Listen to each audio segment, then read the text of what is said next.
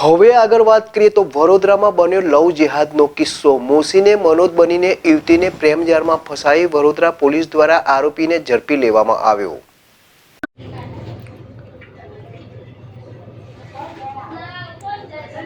વડોદરામાં બન્યો લવ જેહાદનો કિસ્સો.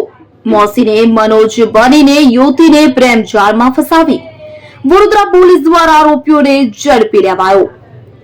વડોદરામાં યુવકે ઓળખ છુપાવી બે સંતાનની માતા સાથે લગ્ન કર્યા. બાંડો ફૂટી જતા યુવકે યુવતી અને તેના સંતાનોને ધર્મ પરિવર્તન કરવા દબાણ કર્યું અને જાનથી મારી નાખવાની ધમકી આપી. વિગતે વાત કરવામાં આવે તો વડોદરા શહેરના બાપોદ વિસ્તારમાં લવ જેહાદનો કિસ્સો પ્રકાશમાં આવતા ચકચાર મચી ગઈ છે કે જેમાં તાંદલજા વિસ્તારમાં રહેતા યુવક મોહસિન દ્વારા પોતાની ઓળખ છુપાવીને તેનું નામ મનોજ હોવાનું કહીને બે સંતાનોની માતાને પ્રેમજાળમાં ફસાવી અને તેની સાથે હિન્દુ વિધિ મુજબ લગ્ન પણ કર્યા હતા. લગ્ન બાદ મોહસિનના કાનનો પર્દાફાશ થતા તેની યુવતી તથા તેના સંતાનોને ધર્મ પરિવર્તન કરવા માટે દબાણ કર્યું હતું.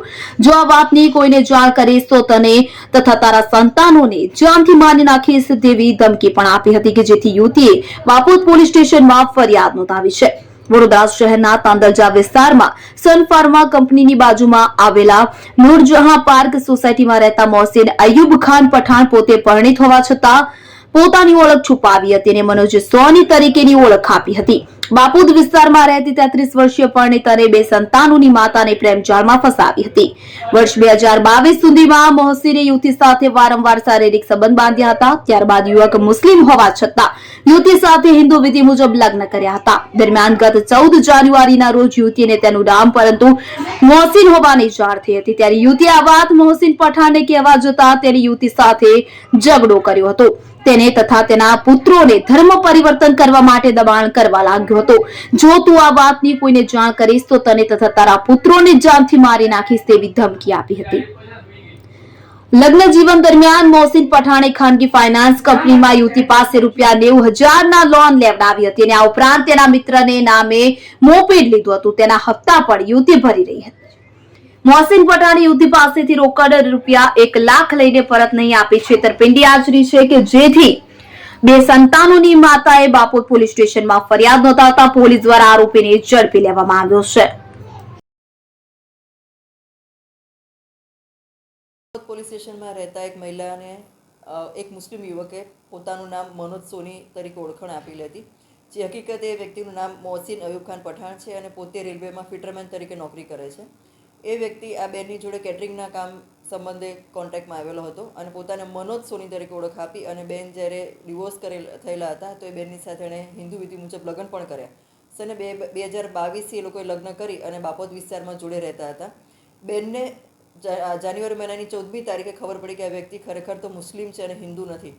ત્યારે બેને પ્રતિકાર કર્યો તો એ વ્યક્તિએ બેનને મારઝૂડ કરવાનું શરૂ કરી. એમના બાળકોને પણ કીધું કે એને મારી નાખશે અને બેનને અને બાળકોને મુસ્લિમ ધર્મ અંગીકાર કરવા માટે ખૂબ દબાણ કરવામાં આવ્યું અને એમને પરેશાન પણ કરવામાં આવ્યા. જેથી કંટાળી અને હિંમત એકત્ર કરી અને બેન પોલીસ સ્ટેશન આવેલા અને એમની બેનની ફરિયાદ દાખલ કરવામાં આવેલી છે અને સાથોસાથ આરોપીને પણ અટક કરી લેવામાં આવેલો છે. આ વ્યક્તિએ બેનનું શારીરિક અને આર્થિક શોષણ પણ કરેલું છે. બેનને ઉજ્જવલ ફાઇનાન્સમાંથી બેનના નામે લોન લીધેલી છે 90,000ની, જેના અને તેમજ TVS વિક્ટર પણ લીધેલું છે જેના હપ્તા બેન પોતે ભરે છે. ઉપરાંત ₹1 લાખ પણ બેનની જોડે તેણે લીધેલા છે. આમ આ વ્યક્તિએ પોતે મુસ્લિમ હોવા છતાં હિન્દુની ઓળખ આપી અને બેનની સાથે લગ્ન કરેલા છે